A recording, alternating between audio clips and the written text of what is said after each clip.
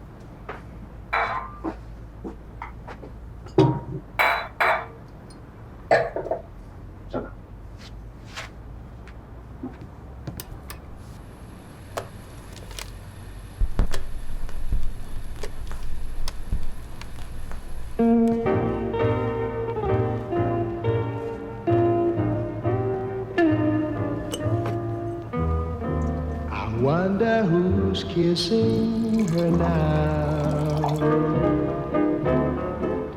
I wonder who's teaching her how. I wonder who's looking. 我这人有个毛病，一紧张就爱喝水、吃东西。突然到你家来，更是如此。我不客气，我已经数过了，每个人15只，我已经吃完了我的15只。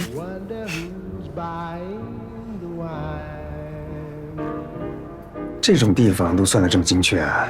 看来我给自己找了一个绝无仅有的奇葩。所以呢？所以结论就是，我认的就是这种绝无仅有的奇葩。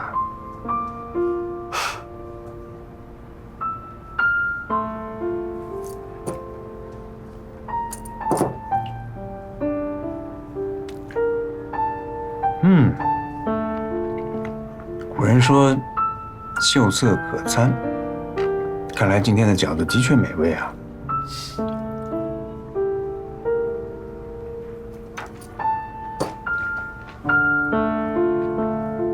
这房子怎么样？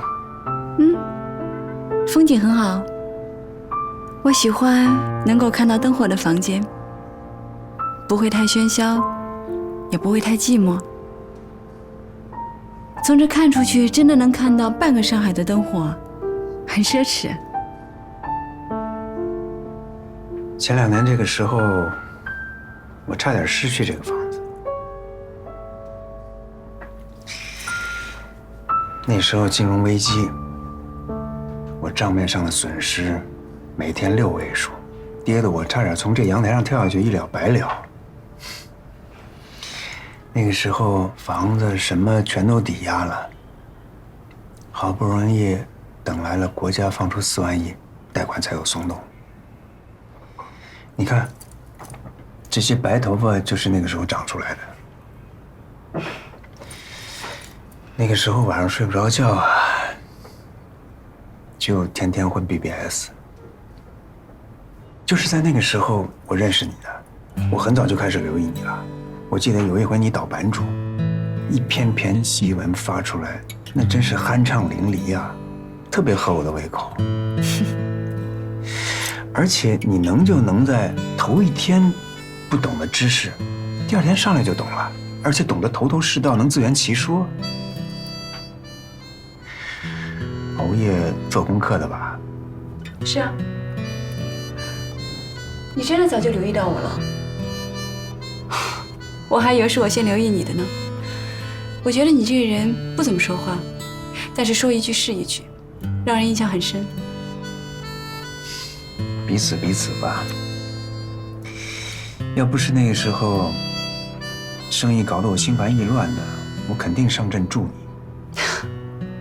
再加上那个时候我跟女朋友分手。分手？为什么？她是个挺好的姑娘，心气儿高，又有自己的事业。我那个时候事业失败，连同我整个人都……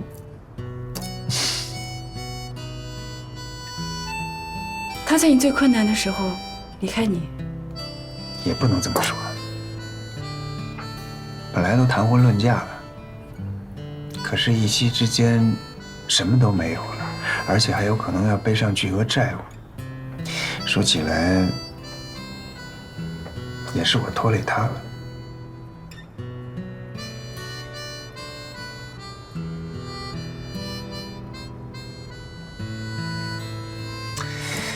不说她了，说回我们吧。我一直以为你是男的。听说你回国又在上海，所以就特别想认识你，想成为好兄弟。直到你扭扭捏捏不肯接我的电话，我才意识到，哎，你有可能是女的。我们第一次见面，我一见钟情，你呢？第一次见面，差点打退堂鼓，因为你这个人表面亲切风趣，实则戒心很重，而且长相一般。要不是那一次我欠你一顿饭，加上之前对你的印象极佳，第二次见面应该不会有。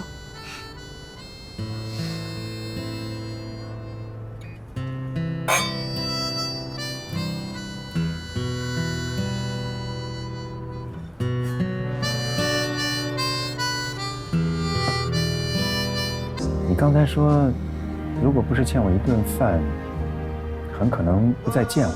我觉得不，你比你以为的更早对我有好感，应该是在做网友的时候，否则你不可能容忍我对你一再试探，甚至告诉我福利院还有你弟弟的事情。是吗？是。你太迟钝了，所以没有觉察出来。上次在体验馆的时候，你特别惊恐地把我推开，我怀疑自己会错了意。我以为你不如想象的那么喜欢我，其实你是在抑制你自己。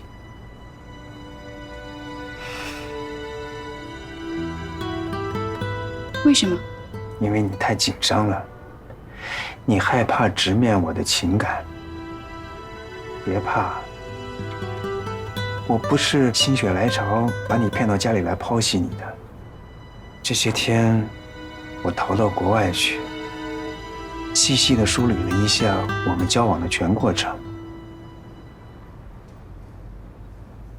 我问你，你的身世除了我和老谭知道之外，还有别人知道吗？你的那些好邻居知道吗？只有你和老谭。这就是了。你早就喜欢我，才会对我如此信任，否则你不可能第一时间把弟弟的事情跟我分享。这不是信任是什么？我很开心。为我们以多巴胺而非荷尔蒙为起点的罕见纯洁感情干杯。起点的话像是一道闪电，劈开了连安迪都不明白的内心深处，让他震惊，更让他慌乱不已。真的是这个原因吗？是因为安迪信任起点，对他有好感，所以才将一切和盘托出？还是起点错了？这一切不过是因为安迪的一时冲动，不代表任何意义。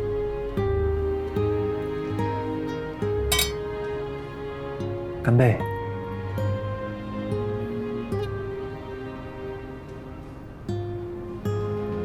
太罕见，会不会就是一种病态？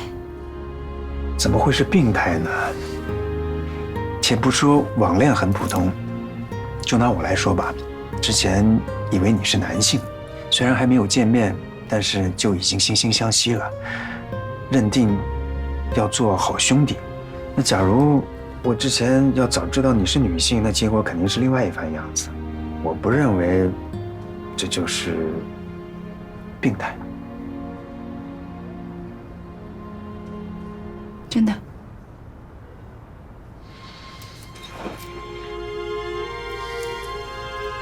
真的，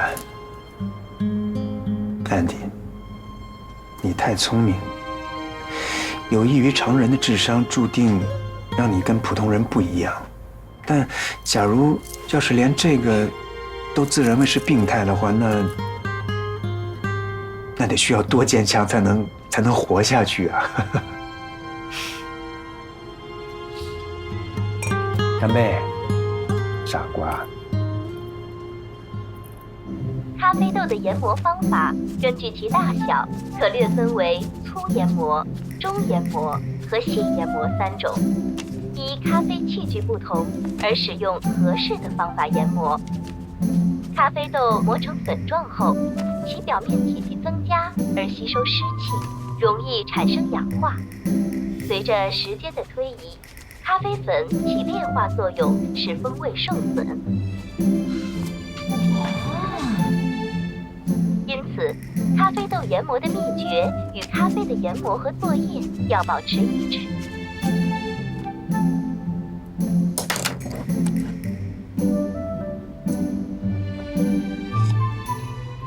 从我读书开始，所有的人都提醒我很特殊。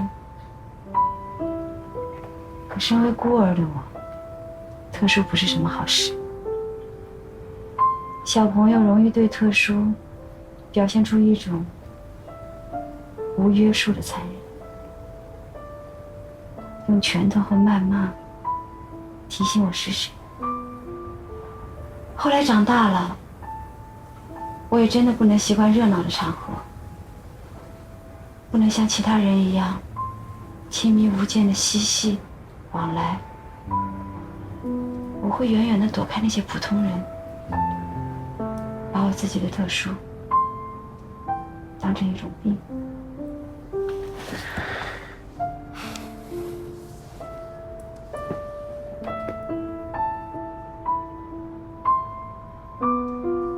我记得那个时候老谭他还在美国，有一天他去看我，他看到我在院子里跟一只捧着花生米准备埋到地底下的松鼠对峙。其实我就是这么看着他，就这样一直看着他。后来可能那个松鼠都觉得我很无聊，干脆把花生米吃了，哼哼而去。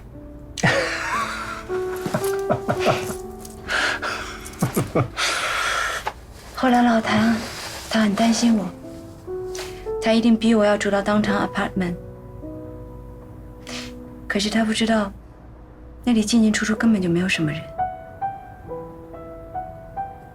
连松鼠都没了。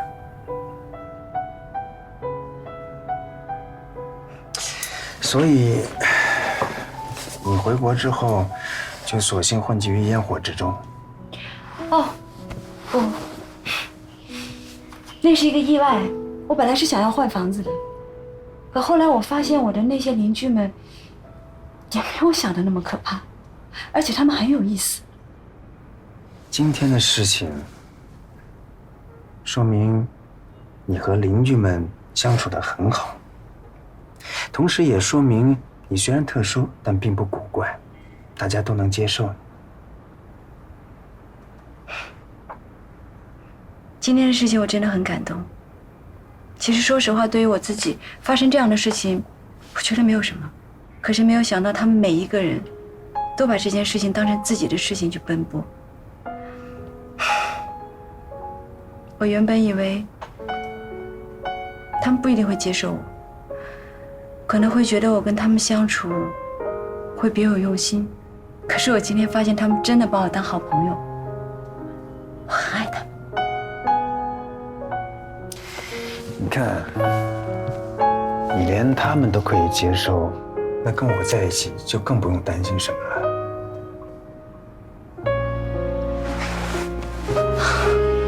不一样。这有什么不一样的？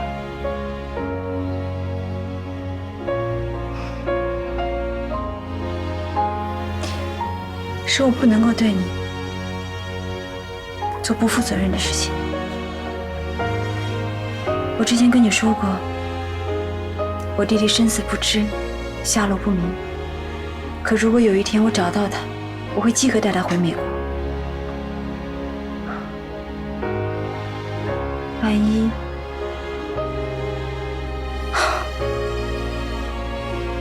我更加会第一时间离开这里。所以我离开了，我的那些邻居们，他们也都是惋惜几天。可如果是你，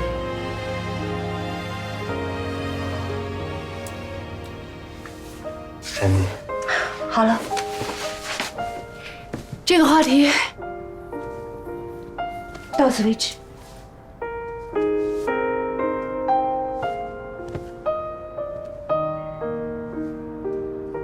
你还不承认你喜欢我？你看，在你心里，我跟你那些邻居是有区别的。你知道我对你的感情，也处处在为我考虑，甚至已经担心你走了之后我会是什么样的感受。这不是爱情是什么？别瞎说。不瞎说。我知道你的问题，我来告诉你答案。我是成年人，我承担得起任何后果，我也不害怕负担责任。相信我。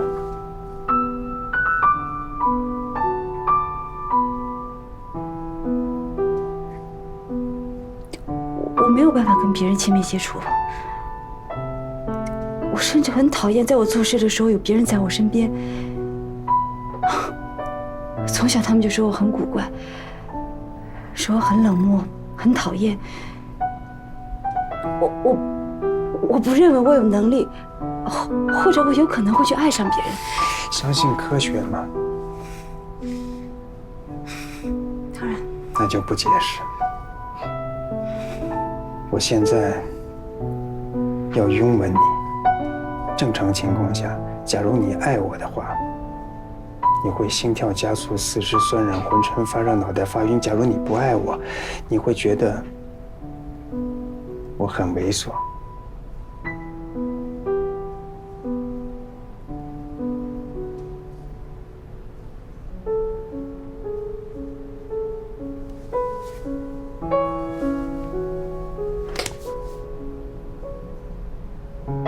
我没想好。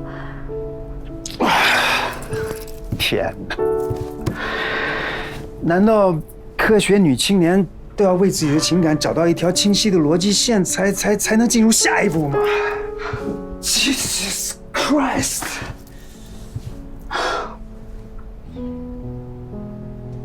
如果你要后悔了，你可以不招惹我。不，我喜欢被你折磨。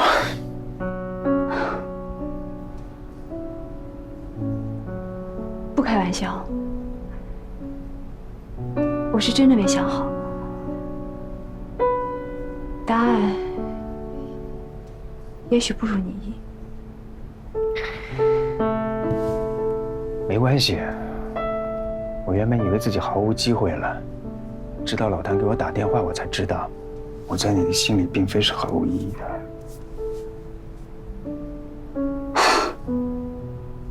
我说你怎么突然回来了？